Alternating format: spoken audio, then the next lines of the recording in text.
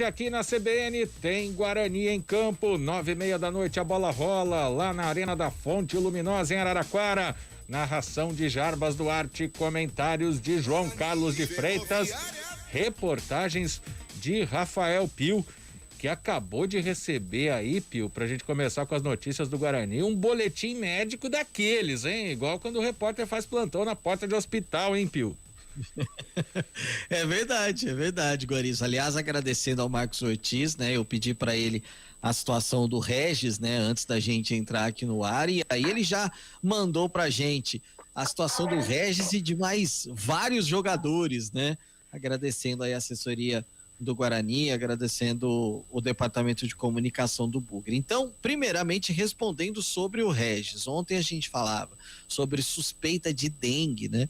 O Regis apresentou uma forte indisposição, corpo ruim, fez alguns exames, mas nada foi constatado. Então, o jogador poupado para a partida, mas acredita-se que já na próxima rodada o Regis esteja à disposição. Eduardo Persson, tem muita gente que nem se lembra mais, né? Já faz um bom tempo, Eduardo passou por uma cirurgia de reconstrução do ligamento cruzado anterior do joelho esquerdo. Olha só que coisa. Ele está em período pós-operatório. Então, depois do pós-operatório, ainda vem todo o processo de transição até que ele possa ficar à disposição do treinador do Guarani.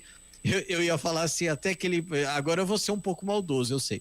Eu ia falar até que ele possa ficar à disposição do Alan Al, mas eu não sei se quando ele estiver à disposição o treinador ainda será o Alan Al. Tony já iniciou o processo de transição, ele fez uma cirurgia para retirada de um cálculo renal. Dói absurdo, né? Então já está em processo de transição para ficar à disposição. E o Marcelo, essa aqui é uma boa notícia para um outro amigo nosso, Marcelo. O Marcelo já terminou o período de transição, Marcelo Volante, e está totalmente recuperado e à disposição para todas as atividades físicas. Não sabemos ainda se o Marcelo já estará à disposição para a partida de hoje, enfim, isso com certeza durante a jornada esportiva a gente traz informação, mas o Marcelo é mais uma opção aí para a volância do Guarani e para o técnico Alan Al. O jogo, como você disse, às 9:30 Guarizo, o Guarani buscando uma reabilitação, né? Aliás, vem de uma sequência muito ruim dentro do campeonato, enfrenta um time que também, a Ferroviária, também vem de derrota, mas em casa a Ferroviária venceu os 3 jogos que mandou até agora, então, inclusive contra o Corinthians, né? Então, uma partida difícil, complicada para o Guarani, que sem ter o Regis já está praticamente definido. A gente trazia ontem, né, a provável escalação do Bugre, mas repetindo aí, o provável Guarani para o jogo de logo mais às 9:30 Gabriel Mesquita, Ederciola, Romércio, Ayrton e também o Bidu, Índio, Rodrigo Andrade e o Andrigo, Davó, Júlio César e Bruno Sávio. Então, sem a presença do Regis, quem entra no time é o Davó. Essa é a única alteração. E aí, alteração nominal, mas provavelmente o Andrigo vindo aqui para o meio-campo e o Davó fazendo o papel de um dos pontas com a manutenção do Bruno Sávio lá no ataque, viu, Guarizo? Muito bem. Tem a provável Ferroviária aí também, Pio? Tem a provável Ferroviária que, opa, quase que caiu tudo aqui. Rapaz, que como a tremeu, ressurreição do fone. Não foi um terremoto isso não, viu? Para quem está nos acompanhando no vídeo, não foi um terremoto. Apenas uma pequena batida no computador.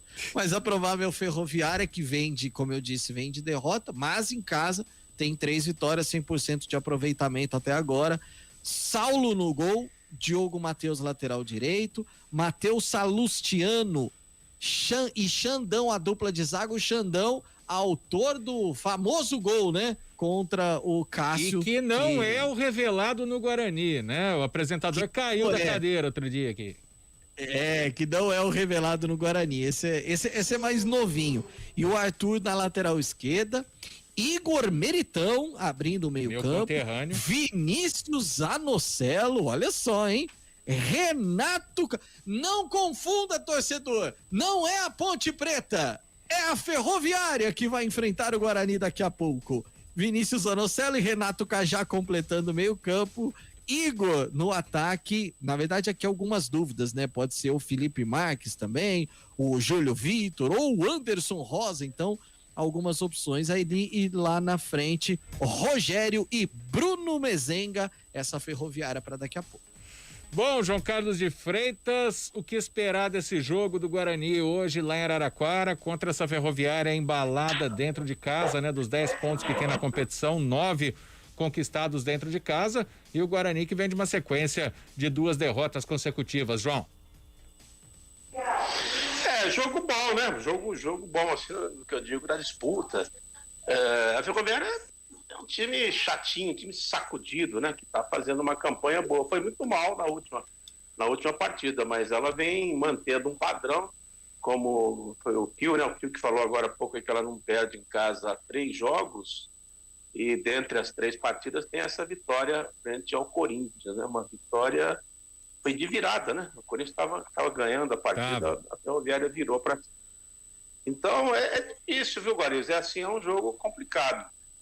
Mas eu acredito que o Guarani, com essa nova formação, está mudando o sistema de jogo, né? Ele estava jogando ali no 4-4-2, né?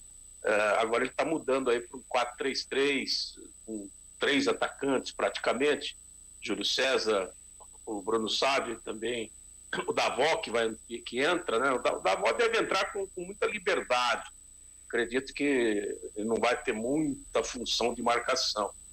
E como é um jogador também que gosta de se movimentar pelos lados, pode ser que aconteça o seguinte, viu, Guariz? Ele se movimente mais pelo lado direito, né, que é o lado dele, o lado bom dele, e deixa o Júlio César se movimentar pelo lado esquerdo, que também é um lado que eu vejo assim melhor o Júlio César, né? O Júlio César parece que quando ele está nesse lado oposto, ele faz ali o facão, faz essa entrada, essa diagonal, e às vezes até com possibilidade de chute, né?